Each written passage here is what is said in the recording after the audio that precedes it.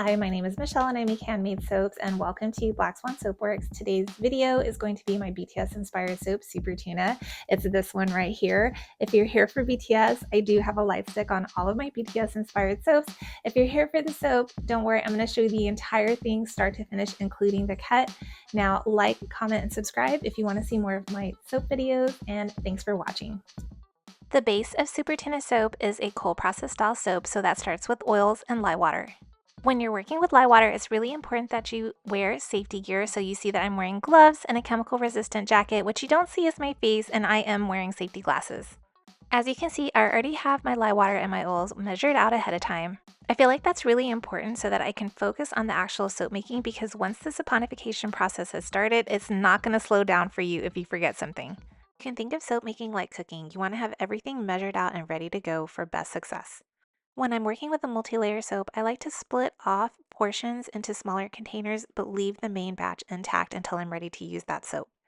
I like doing it this way because if I need any extra batter, I have a whole tub that's still untouched. Since this is my Super Tuna soap, the first layer that I'm making is a sandy beach-inspired layer. The scent that I'm using is a dupe for turquoise water, and I know this is notorious for accelerating. Acceleration means that the soap batter is going to start to thicken up fast, which is okay because this is my first layer. I added in a little bit of crushed walnut shells to give it that sandy vibe. And this is where, as a soap maker, you can use that acceleration to your benefit. Since this is my first layer of soap, I want it to speed the set so that it can handle the next layers. I'm separating out my batter into 3 different containers. One is going to be a darker blue, the other one's more of a turquoise blue, and the last one is white. I do have my micas pre-measured into a little bit of oil ahead of time. I just feel like that's easier to make it blend. I like to start with a little bit of batter into each container to make it easier to blend, and then I'll add more batter as necessary. If you're wondering why my last container doesn't have anything added to it yet, it's because I use a water dissolvable titanium dioxide, and I know that's going to speed up the set of my soap once I get that blended in.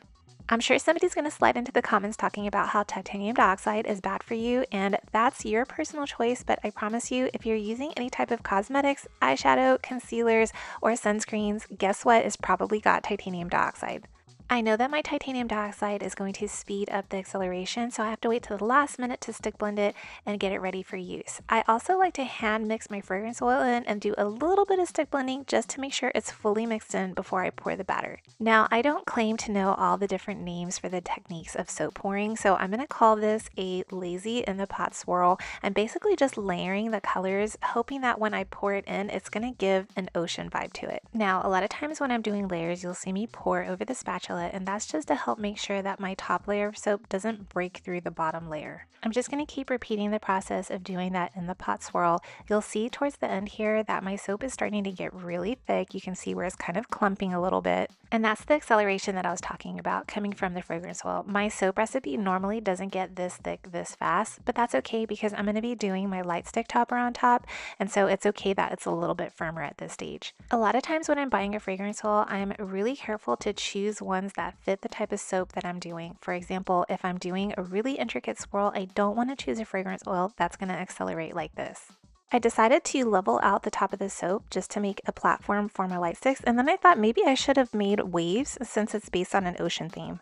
So far what I've made is a cold process soap base for my light stick topper. The light stick itself is going to be made out of melt and pour soap. I like to do that because the melt and pour soap is a little bit firmer than cold process soap. I can make it ahead of time so it's ready to go when I'm ready to make my soap.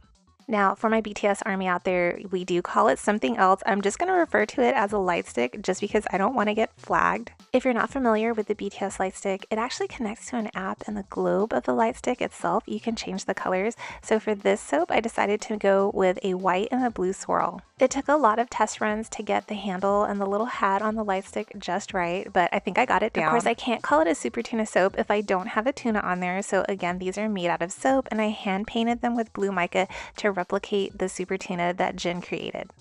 After a few little touch-ups, the soap is ready to go. I'm going to set this aside for at least 24 to 48 hours. Sometimes the soap does set longer in the mold just because of my work schedule, but eventually I'll get around to cutting it. I do use silicone molds, and this particular recipe sets pretty firm so I can get it out of the mold pretty easily. I have about 3 to 4 main recipes that I'll rotate between just depending on the type of soap that I'm making and the design that I want to do. I do have my silicone mold marked for 1-inch intervals. That helps me kind of guesstimate where I need to place my embeds, but regardless, a lot of times they are a little bit wonky and I have to hand cut them one by one. If you're wondering why I chose 1-inch intervals, that's just because it creates a more standard size soap bar, what most people are used to. Plus, for most of my soap recipes, I know that when the soap dries out fully, it'll end up being about a 4 to 4.5 ounce bar. It is a little bit tedious to cut each soap bar one by one, but there is something therapeutic about it. Plus, a lot of people comment that they really like watching the soap cutting, so I'd love to know from you, do you prefer to watch the soap making, the soap cutting, or just the whole video altogether? If you've made it this far, I'd love to know in the comments, are you here because you saw BTS soap,